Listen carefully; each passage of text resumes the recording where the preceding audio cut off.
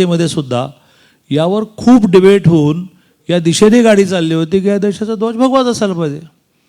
आता त्याच्या फार डिबेटमध्ये अजून मी गेलो नाही, पण मला खूप उत्सुकता आहे. मला उर्वरित माझ्या आयुष्यामध्ये अशा तथ्यांमध्ये जायचं आहे, फॅक्ट्समध्ये जायचं आहे की बा 14 ऑगस्ट 1947 म्हणजे 15 ऑगस्टची आदली रात्र कोण कुठे होते, ते काय विचार करत होते, मला शोधायचं आहे. तर तसं मला हे पण शोधायचं आहे. त्यामुळे भगवा ही ह्या देशाची परंपराच आहे. त्या भगव्यामध्ये मगाशी मी म्हटल्याप्रमाणे त्या भगव्यामध्ये पूजा पद्धतीचा आग्रह हा व्यक्तिगत विषय आहे, परंतु भगवा त्याग शिकवतो, भगवा समर्पण शिकवतो. तो त्याग आणि समर्पण आमच्या शिक्षणातून गेला म्हणून तर भ्रष्टाचार वाढला ना. ज्या शिक्षण क्षेत्रामध्ये मी मंत्री झालेलो आहे, मला इतके जाहीरपणे सांगता येणार नाही काय चाललं आहे. डिव्हिजन वाढवायला, कॉलेज नवीन द्यायला बसले तिथे सगळेजण. जे डिव्हिजन वाढवायला आणि कॉलेज वाढवायला आमच्या जॉईंट डायरेक्टरच्या ऑफिसमध्ये चक्रा मारतात. प्राध्यापकाच्या पेन्शनसाठी कशामुळे झालं. शिक्षण क्षेत्रात भ्रष्टाचार हा म्हणजे एका अर्थाने पापच आहे हो. तर त्याचं कारण आम्ही आमच्या परंपरेमधला जो भगवा आहे, ज्या भगव्याचा अर्थ म्हणजे त्याग आहे, जो घालून बसलेलो. दादा, यातला जो अगदी सुरुवातीचा माझा प्रश्न आहे तो, आपण सगळे या धोरणाबद्दल बोलतो आहे, प्रत्यक्षात याची अंमलबजावणीची राज्य सरकारचं नियोजन काय आहे, हा सगळ्यांच्याच मनातला प्रश्न आहे. हा बऱ्याचशा शिक्षण संस्था चालकांनीही विचारलेला. मी तुम्हाला म्हटलं तसं की कोविडमुळे असंच म्हणू, फार राजकीय भाषण करण्यात आता नाही, हा विषय मागे पडला आणि आता याला स्पीडअप करायला लागेल. त्याच्यामध्ये मी तुम्हाला म्हटल्याप्रमाणे सगळ्या ठिकाणी आम्ही हा आग्रह आता धरणार आहोत डिपार्टमेंटवरून, किंवा तुम्हाला तुमचे क्लासरूम्स म्हणजे विद्यार्थी संख्या थोडी छोटी करता येईल का. कारण जोपर्यंत विद्यार्थी संख्या, गुरुकुलामध्ये तसं असायचं ना, 15-20 जणांचंच गुरुकुल, आजही गुरुकुल आहे बऱ्याच ठिकाणी. अगदी कोल्हापूरच्या हायवेला आपण आलात तर काळसिद्धेश्वर महाराजांच्या मठामध्ये एक अप्रतिम गुरुकुल चालतं. म्हणजे तुम्हाला लक्षात येईल की काय करायचं आहे. आणि ते त्या गुरुकुलामध्ये रोज आरती करायला लावत नाहीत, तर ते हत्तीवर बसायला शिकवतात आणि उंटावर बसायला शिकवतात, घोड्यावर बसायला शिकवतात आणि बरोबरने जीवनाचं तत्त्वज्ञानी सांगतात. पण त्याचे क्लासरूम हे असे 15, 20, 25, 30 जणांचे आहेत.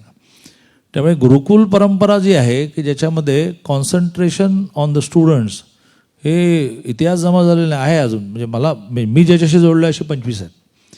आणि त्यामुळे नजीकच्या काळामध्ये म्हणजे मातृभाषेतून शिक्षण, व्यवसायाभिमुख शिक्षण यावर तर आम्ही खूप भर देणार. मी परवा सोलापूर विद्यापीठात गेलो, 135 स्किल डेव्हलपमेंटचे कोर्स त्यांनी डेव्हलप केले आणि त्याच्यातून 6,000 विद्यार्थ्यांना सर्टिफिकेट किंवा डिग्री मिळाली. पदवीदान समारंभाला मी प्रमुख पाहून गेलो होतो आणि जवळजवळ त्या 6,000पैकी 6,000 लोकांना नोकऱ्या मिळालेल्या आहेत.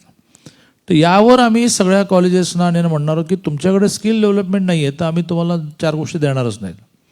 तर असं त्याचं जे थोडं आता डॉक्युमेंटेशन करायला लागेल, टाईमटेबल करायला लागेल, त्याच्या वेगाने त्या दिशेने आम्ही आहोत. यातला जो पुढचा भाग येतो तो, आपण अंमलबजावणी करायचं ठरवलं तर शिक्षक आणि प्राध्यापकांचं अपस्किलिंग, प्राध्यापकांचं म्हणजे ह्यासाठीचं सेन्सिटायझेशन वाढवणं आणि मग त्यांना त्यांच्या कौशल्यांमध्ये काही बदल करावे लागणार असतील तर तशी परिस्थिती आता आहे का. कारण हा सगळ्यांच्या डोक्यात प्रश्न आहे की ओके, नवीन अंमलबजावणी करायची तर मी शिक्षक म्हणून माझ्यात काय बदल करायला पाहिजे, मी संस्थाचालक म्हणून माझ्या प्राध्यापकांना काय सांगायला पाहिजे की नवीन कुठले बदल करा. तर त्याचं राज्य सरकारकडे काही किंवा केंद्राकडे आता काही आहे का की ज्याचं काम करायला लागेल. या परवाच्या प्रेझेंटेशनमध्ये Maharashtra state faculty development corporation MSFDC नावाची पुण्यामध्ये सरकारने एक प्राध्यापकांच्या हे सिनियर कॉलेजसाठी आहे, प्राध्यापकांच्या ट्रेनिंगसाठी एक इन्स्टिट्यूट डेव्हलप केली आहे. त्याचं प्रेझेंटेशन देणारा IAS ऑफिसर होता निपुण विनायक म्हणून. मी ज्याने आता जग सगळ्या अर्थाने पाहिलं आहे तर मी अंतर्मुख झालो त्याचं प्रेझेंटेशन पाहून. 2,000 जणांचं ट्रेनिंग त्यांचं आता गेल्या 6 महिन्यात झालं आणि 75,000 प्राध्यापकांना ट्रेनिंग देण्याची त्यांची कल्पना आहे. ते ट्रेनिंग पूर्ण करणारा प्राध्यापक तरी 10-20% कळलं आता ट्रेनिंग मिळून चला लागा आपल्या कामाला असं म्हणणारं जरी असेल तरी फार मोठ्या प्रमाणावर त्या ट्रेनिंगनंतर येऊन नीट कामाला लागेल असं मला त्याच्या ट्रेनिंगच्या प्रेझेंटेशननंतर वाटलं. तर ही गव्हर्नमेंटने कॉन्सन्ट्रेट केलेली ॲक्टिव्हिटी आहे. म्हणजे मी त्याला तसं म्हटलं की बा काय तुमचं डेफिसिट आहे? तर म्हणाला की बा असं XYZ. म्हटलं ठीक आहे, म्हटलं गव्हर्नमेंट फंड्स बघू, पण मी तुला CSRमधून मिळवून देतो. इमारत तर अप्रतिम बांधली त्यांनी पुण्यामध्ये. तर अशा काही गोष्टी आगामी काळामध्ये प्राध्यापकाचं, कारण प्राध्यापकांना असं वाटतं की आता ते लागले प्राध्यापक म्हणून की मग त्यांना आता काही शिकण्यासारखंच राहिलेलं नाही. तर आता अशा प्रकारच्या ट्रेनिंगला मार्क्स असणार आहेत, त्यातूनच त्यांच्या पे ग्रेडपासून बऱ्याच गोष्टी ठरायच्या आहेत. दादा, असं म्हणतात कर्मवीर भाऊराव पाटलांनी, विद्येचं माहेरघर म्हणतात पुण्याला, तर कर्मवीर भाऊराव पाटलांनी ह्या विद्येच्या माहेरघरातून विद्येला सासरी बांधावर आणलं शेतकऱ्यांच्या. पण ते झालं प्राथमिक शिक्षण. चंद्रकांत दादा याच उच्च शिक्षणाच्या विद्येला बांधावरती नेतील का? आणि हे प्रश्न विचारायचं कारण म्हणजे जो ग्रॉस एनरोलमेंट रेशो असतो त्या तुलनेत आज उच्च शिक्षणापर्यंत जाणतच नाहीत आमची सर्वसामान्य माणसं. म्हणजे इंजिनिअरिंग, मेडिकल तर पुढची गोष्ट, त्याच्या परत जोडीनं म्हणजे हॉटेल मॅनेजमेंट आहे उदाहरणार्थ, आणि असे अनेक उच्च शिक्षणाचे कोर्सेस. त्याला हा रेशो पाहता ते प्रमाण खूप कमी आहे भारतासारख्या देशात. एकच आकडेवारी अगदी थोडक्यात सांगतो, 2030 पर्यंत 5 कोटी विद्यार्थी यांच्यासाठी 12 लाख कोटी इन्व्हेस्ट करावे लागतील असं एस्टिमेट आहे. या पार्श्वभूमीवर हा रेशो वाढवण्यासाठी जसं म्हणालो तसं विद्येच्या माहेरघरातून विद्या आली, आता उच्च विद्येला बांधावर नेण्यासाठी दादा काय करणार?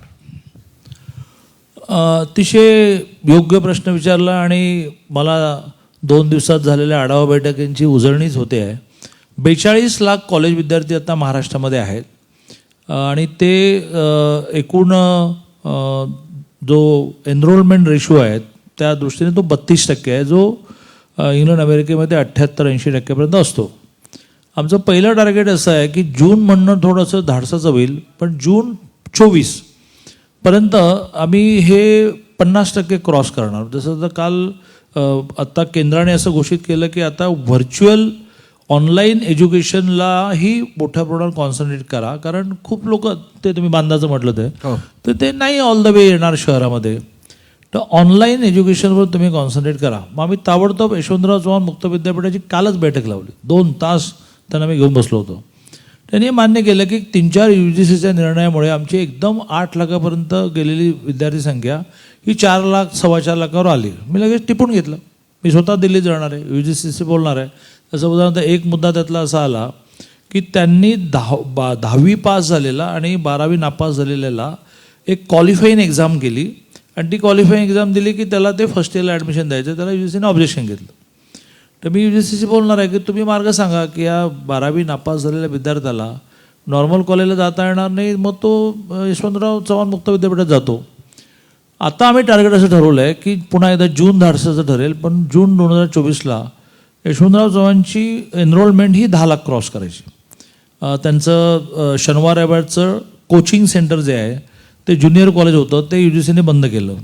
तर मी त्यात काल लगेच मार्ग काढला. UGCशी बोललो की बा ज्युनियर कॉलेजच्या प्राध्यापकांनी सिनियर कॉलेजच्या मुलांना शिकू नये मान्य आहे, पण ज्युनियर कॉलेजमध्ये 90% प्राध्यापक सिनियर कॉलेजला शिकू शकतात, असे एलिजिबल आहेत. नोकरी नाही मिळेल म्हणून ज्युनियर कॉलेजमध्ये, त्यामुळे चालेल, मग त्यांनी शिकवणं चालेल. एकदम त्यांचा 6,000 त्यांची सेंटर सेशनवर होती, त्यांना मान्यता मिळून गेली. अशी एनरोलमेंट कर. यशवंतराव चव्हाण सारखी मुक्त विद्यापीठं वाढल्याशिवाय तुम्ही म्हणता तसं बांधावर एज्युकेशन. मुक्त विद्यापीठाच्या डिग्र्यांना व्यावसायिक पातळीला कॉर्पोरेट्स आणि कंपन्या अधिकृतता देत नाहीत. मग ते मुक्त विद्यापीठ असो, यशवंतराव चव्हाण किंवा ऑनलाईन कोर्सेस असो, इकडे सुद्धा अनेकांचे ऑनलाईन कोर्सेस डिग्र्या असतील. तर असं आता केंद्राने हे जाहीर केलेलं आहे की ऑनलाईन एज्युकेशनच्या डिग्र्या या समकक्ष मानल्या जातील पूर्णवेळ शिक्षणाच्या. असा काही पर्याय किंवा एक लोकशिक्षण किंवा एक भूमिका राज्य सरकारची आपण घेणार आहात की ऑनलाईन किंवा बहिस्त शिक्षणाचे अभ्यासक्रम हे समकक्ष असतील व्यावसायिक अभ्यास पूर्णवेळ अभ्यासक्रमांच्या दृष्टीने? काल मी यशवंतराव चव्हाणमध्ये तोही फॉलोअप घेतला, आढावा घेतला. तर आत्तापर्यंत त्यांच्याकडे 75 लाख विद्यार्थ्यांनी डिग्री घेतली आणि त्याचं त्यांनी मध्ये सर्वेक्षण केलं. त्याच्यामध्ये जवळजवळ 40 लाखापेक्षा जास्त विद्यार्थ्यांना काही ना काही रोजगार मिळालेला आहे. म्हणजे असं झालेलं नाही आहे. आणि आता तर केंद्र सरकारने घोषितच केलं की अशा प्रकारची जी ऑनलाईन एज्युकेशन्स आहेत ती नॉर्मल युनिव्हर्सिटीच्या समकक्ष मानलं जाईल. सगळ्यात महत्त्वाचं म्हणजे प्रसन्नजी, भगवेकरण म्हणजे त्याला नेमकं तो कशासाठी जन्माला आला आणि काय त्याला निर्माण करायचं आहे हे सांगण्याची व्यवस्था ही पारतंत्र्याच्या काळात संपली. त्याचं उद्दिष्टच जीवन जगणे आणि नोकरी, लग्न, मुलं, शिक्षण, मुलीचं लग्न, की तो म्हणतो की झालं वा आता माझा चौकोन पूर्ण झाला. आणि त्यामुळे आत्ता जो कोंबोचा विषय आला आहे तो त्यासाठी आला आहे की त्याला नोकरी करायची आहे, त्यासाठी हे 3 सब्जेक्ट आहेत. बाकी त्याला असं वाटतं की हे पण मला माहिती झालं पाहिजे, हे पण मला माहिती झालं पाहिजे, हे पण मला माहिती झालं पाहिजे. त्यासाठी ते असेल आणि ते एकाच कॅम्पसमध्ये त्याला शिकवलं पाहिजे. एक कल्पना अशी पण आलेली आहे की 4-5 युनिव्हर्सिटीचा एक क्लस्टर करावं आणि या 4-5 युनिव्हर्सिटीमधले विद्यार्थी हे 4-5 युनिव्हर्सिटीचे एनरोल स्टुडंट्स मानले जावेत. त्याला असं लक्षात आलं की बा ह्या विद्यापीठामध्ये ह्या 3 गोष्टी चांगल्या आहेत, तो त्या एकाच डिग्रीमध्ये एका विद्यापीठात विद्यार्थी असूनही त्या विद्यापीठामधलं त्या 3 विषयाचं ॲडमिशन घेईल. हे सगळं प्रॅक्टिकल आहे. शिक्षण क्षेत्रामध्ये यातले इनिशिएटिव्ह संपलेले आहेत आणि मी इथे बऱ्याचशा प्रायव्हेट संस्था आलेल्या आहेत, मी त्यांना ॲप्रिसिएट करतो. त्यांनी फी किती घ्यावी वगैरे वगैरे विषय आहेत, यावर मी आत्ता बोलत नाही. परंतु त्यांनी अशा प्रकारचे इनिशिएटिव्ह खूप वाढवले आणि ते मी पाहतो की त्यांनी किती प्रकाराने प्रयोग चालवले आहेत. तुमचं म्हणणं बरोबरच आहे की केवळ नोकरी न करता त्याला मी जगतोय कशासाठी हे जर माहिती व्हायचं असेल. आनंद फक्त पैसे कमवण्यामध्ये, निवडणूक जिंकण्यामध्ये नसतो. आनंद एका गरीब मुलाला शिकवण्यामध्ये असतो. हे त्याला कळायचं असेल तर नैतिकता म्हटलं की पुन्हा भगवेकरणाकडे जाईल, पण त्याला एक चांगलं शिक्षण द्यायलाच लागेल. आता तुम्ही एक म्हणजे जो शब्द कदाचित आपल्यापैकी प्रत्येकानं ऐकल्यानंतर बरं वाटलं असेल की कौतुक केलं तर शिक्षण संस्थांचं, पण एकूण राजकीय म्हणजे कुठल्याही मंत्र्यांना महाराष्ट्रामध्ये खाजगी शिक्षण संस्थांकडे बघायचा दृष्टिकोन नकारात्मक राहतो. म्हणजे विद्यापीठ खूप छान, पुणे विद्यापीठ, त्याचवेळी मी जर खाजगी विद्यापीठाचा प्रमुख असेल तर मग मी म्हणजे काहीतरी गडबड करणारा अशाच अँगलनं बघितलं तर ह्या तुमची भूमिका, तुम्ही आत्ता शब्द वापरलात की खूप कौतुक वाटतं, पण हे कौतुक म्हणजे पुढच्या काळात कायम टिकून राहावं आणि वाढत राहावं यासाठी काय करता येऊ शकेल? खूप थोडासा सेन्सिटिव्ह विषय तुम्ही काढला आहे. परंतु माझं असं मत आहे की शिक्षण संस्थांच्या एका उभारणीच्या स्टेजनंतर त्यांनी फीज कमी करायला काय अडचण आहे? एक percentage of students scholarship, freeship याकडे जायला काय अडचण आहे? एक पर्सेंटेज ऑफ स्टुडंट गरीब विद्यार्थ्यांना ॲडमिशनकडे जायला काय अडचण आहे? म्हणजे समजा 82 साली वसंतदादांनी प्रायव्हेटायझेशन आणलं, त्याच्यानंतर ह्या सगळ्या शिक्षण संस्था हे प्रायव्हेट एज्युकेशन सुरू झालं. मी कोणाचं नाव घेतलं तर ते त्यांना लागेल, पण सगळेच माझे मित्र आहेत. पण समजा अगदी विश्वजितलं तर नक्कीच वाईट वाटणार नाही, कारण त्याला माहिती आहे की माझा नेहमी शुद्ध भाव असतो. पतंगरावांचं भारतीय विद्यापीठ असेल, किती वर्ष झाले हो? 40, 42, 45 वर्ष झाले.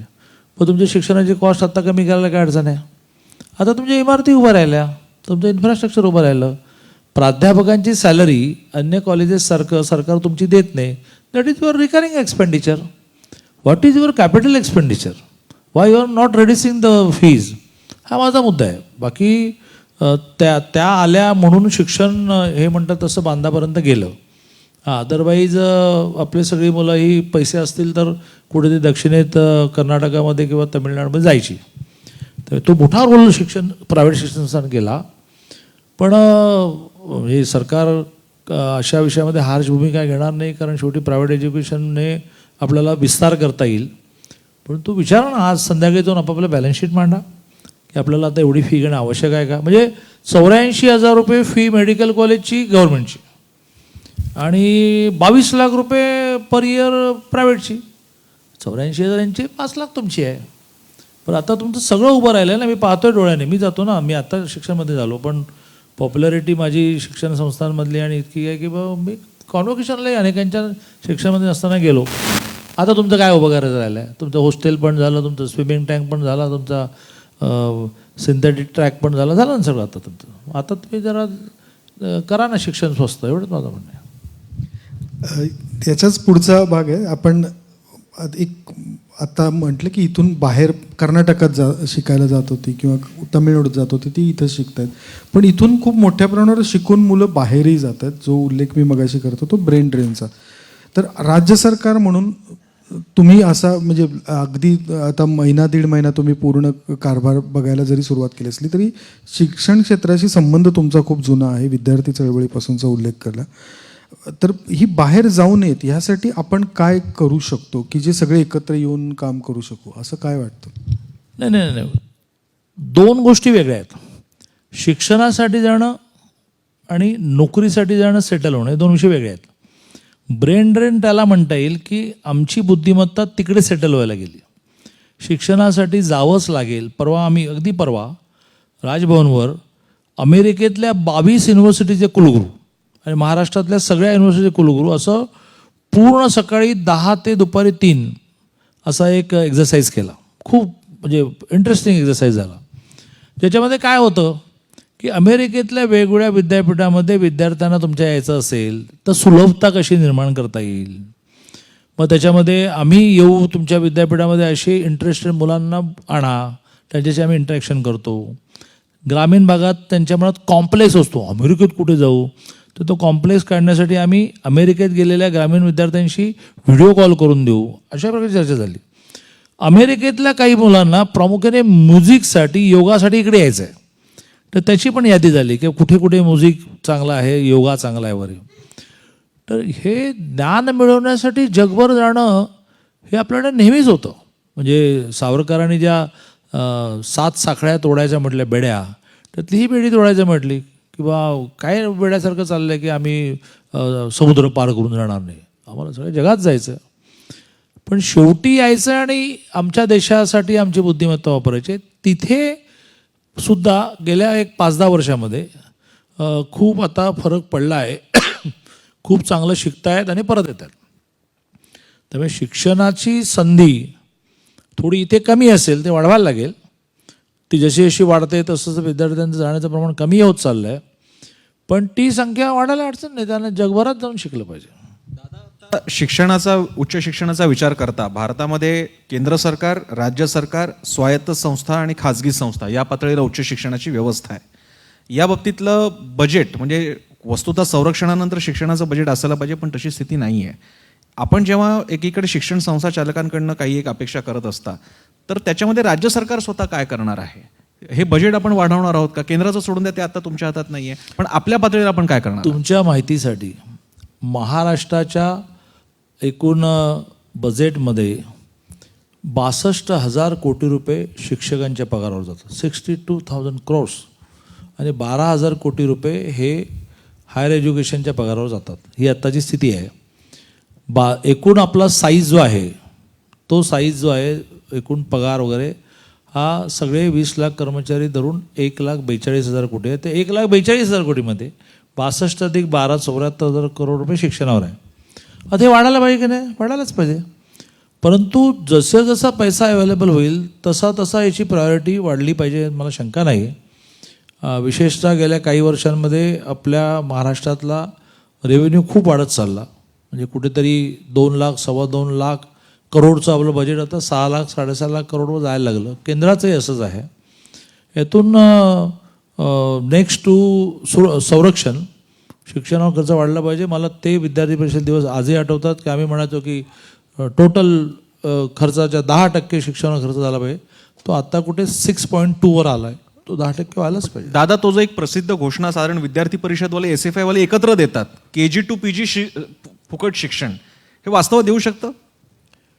नाही, फुकट शिक्षणापेक्षा ज्यांना फुकट हवं आहे त्यांना फुकट, असं त्याचं करेक्शन करायला लागेल. त्यांची स्थिती आहे भरण्याची. पण आत्ताही बघा ना, महाराष्ट्रामध्ये मी तुम्हाला हे आकडे सांगितले, तर पुढचे आकडे सांगतो. 800 कोटी उच्च शिक्षण, 400 कोटी पॉलिटेक्निक इंजिनिअरिंग, 300 मेडिकल, 1700-1800 कोटीच्या आपल्या निम्मी फी भरण्याच्या स्कॉलरशिप आहेत, ज्याच्यामध्ये जवळ EBC मध्ये तर नॉन कास्ट पण आहे ना, त्याला 8 लाखापेक्षा खाली उत्पन्न आहे. आता हे बहुधा 2.5 लाखापर्यंतच्या उत्पन्नाला फ्री शिपचं दिशेने चालली आहे, आणि 2.5 ते 8 ला निम्मी. त्यामुळे तसं मुलांना ही कॉस्ट नाहीच आहे आता. त्यामुळे त्यांची एनरोलमेंट, आता आम्ही विद्यापीठांना हा आग्रह राहणार की तुमची एनरोलमेंटचं आम्हाला दरवर्षी टार्गेट द्या. तुम्ही जा गावोगाव, पालकांना समजवा की मुलं शिकली पाहिजेत. कुठून पैसा आणायचा? तर नाही, ते निम्मी फी भरली जाते. मग निम्मी फीचं काय करायचं? मग काही आपल्याला चॅरिटी डेव्हलप करायला लागेल. त्यामुळे आत्ताही 74,000 कोटी पगार आणि 2,000 कोटीच्या आसपास मुलांची निम्मी फी भरणं असं आपण खर्च करतो जाऊ, तो वाढवायला पाहिजे. कॉलेजेसचं अभिमत विद्यापीठीकरण हा एकीकडे आता कॉलेजचं अभिमत विद्यापीठ होणार, आता तुम्हाला स्वायत्तता मिळणार, आता तुम्ही तुमचे कोर्सेस आखा, हे एक झालं दाखवायचा चेहरा किंवा दाखवायची भाषा. प्रत्यक्षात चर्चा अशी आहे की स्वायत्ततेच्या निमित्तानं सरकारनं अंग काढून घेणं, पर्यायानं उच्च शिक्षणाची जबाबदारी आणि त्याद्वारे पैसा द्यावा लागणार शिक्षकांना, त्याची जबाबदारी संस्थांवर टाकणं, तेच या नेहमीच्या संस्थांना जमणार नाही, जेणेकरून मग बाकीच्या एंटिटीजना ते सगळं वावर ते संपूर्ण मिळेल, अशी जी टीका होते त्याच्याकडे आपण कसं पाहता आणि काय, किंवा तुम्ही जाहीरपणे भूमिका मांडता की होय मोठमोठ्या कॉलेजेसना आता विद्यापीठाची भूमिका निभावावी लागेल? नाही, मी ते वारंवार माझ्या सुरुवातीपासून बोलण्यात मांडतोच आहे की आता प्रायव्हेट एज्युकेशन इन्स्टिट्यूशनची जबाबदारी ही जशी त्यांनी घेतल्यामुळे शिक्षणाचा प्रसार झाला आणि याचे सगळे धन्यवाद आपण स्वर्गीय वसंतदादांना दिले पाहिजेत की ज्या म्हणजे शिक्षणाशी काही जोडलेलं नसतं याचं मोठं उदाहरण आहे की वसंतदादा 7वी पास होते, पण त्यांनी ही दूरदृष्टी ठेवली किंवा महाराष्ट्रामधल्या शिक्षण संस्था वाढायचं असेल तर आपल्याकडे पैसा नाही तर प्रायव्हेटला द्या.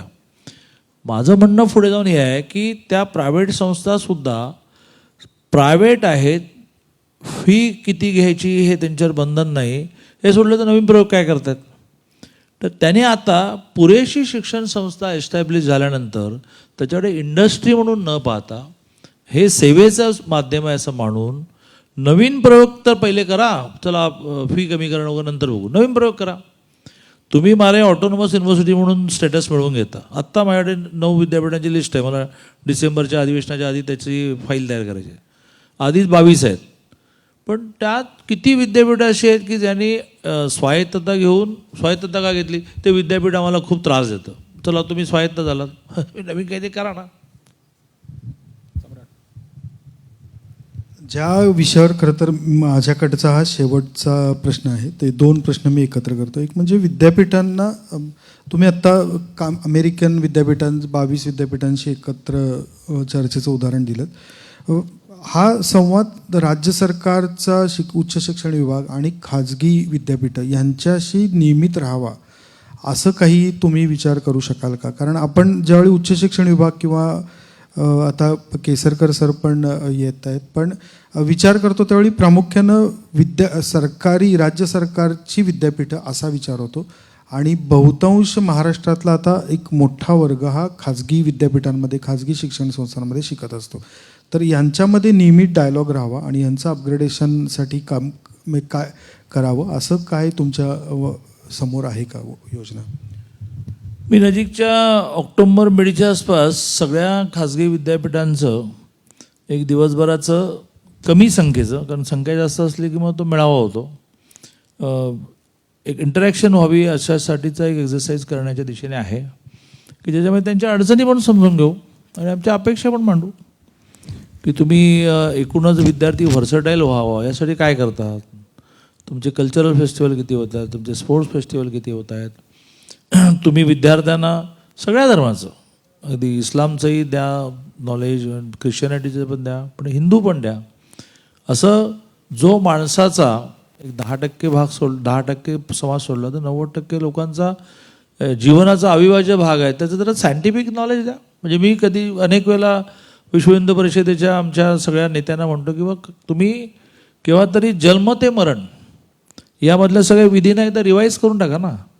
केव्हा तरी 100-200 वर्षापूर्वी तो जन्मला की मग त्याच्या कानात नाव सांगायचं आणि मग त्याची ती सटवीची पूजा करायची, पण ते का करत होते त्याचं लॉजिक सांगा ना आम्हाला. असं रोजच्या जगण्यातला धर्म रिराईट करण्यापासून, खरं म्हणजे धर्म म्हणजे हे नाही आहे, ते काहीतरी वेगळंच आहे, इथपर्यंत शिकवण्याच्या व्यवस्था तुम्हाला स्वातंत्र्य दिल्यामुळे करा ना तुम्ही. आणि मी म्हणत नाही की तुम्ही हिंदू धर्म शिकवा म्हणून, मी असं म्हणतो की तुम्ही सगळेच धर्म शिकवा ना, की त्यांनी नेमकं काय सांगितलेलं आहे. किती प्रायव्हेट विद्यापीठं अशी आहेत की ज्याने असा मी विचार केला की बा एकदा कुराण आम्ही वाचून काढू आणि एकदा सगळ्यांना समजावून सांगू की याच्यात कुठे नाही आहे, द्वेष नाही आहे, मग हे कोणी निर्माण केलं, कोण याची मांडणी असं करतं. त्यामुळे अपेक्षा ज्या आहेत त्या घेऊन ऑक्टोबर मिडला असं एक दिवसभराचा एक्झरसाईज करण्याचा प्रयत्न माझा. दादा, विद्यापीठांबद्दल आता आपली चर्चा चालू असताना माझे 2 प्रश्न शिक्षणातले, आपण आता शेवटालाच आलेलो आहोत.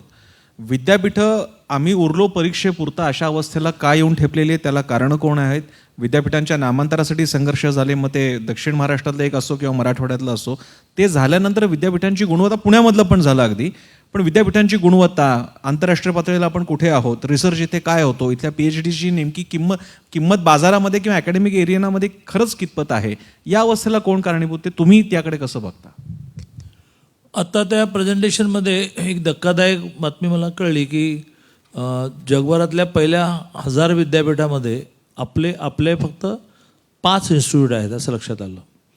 500मध्ये आपली एकच इन्स्टिट्यूट आहे, बॉम्बे IIT, असं लक्षात आलं. मग मी देशाचं काढलं, आपल्या देशाचं, तर पुणे 11व्या नंबरवर आहे आणि मुंबई 45व्या नंबरवर. मला वाटलं होतं की मुंबई जास्त वर आहे.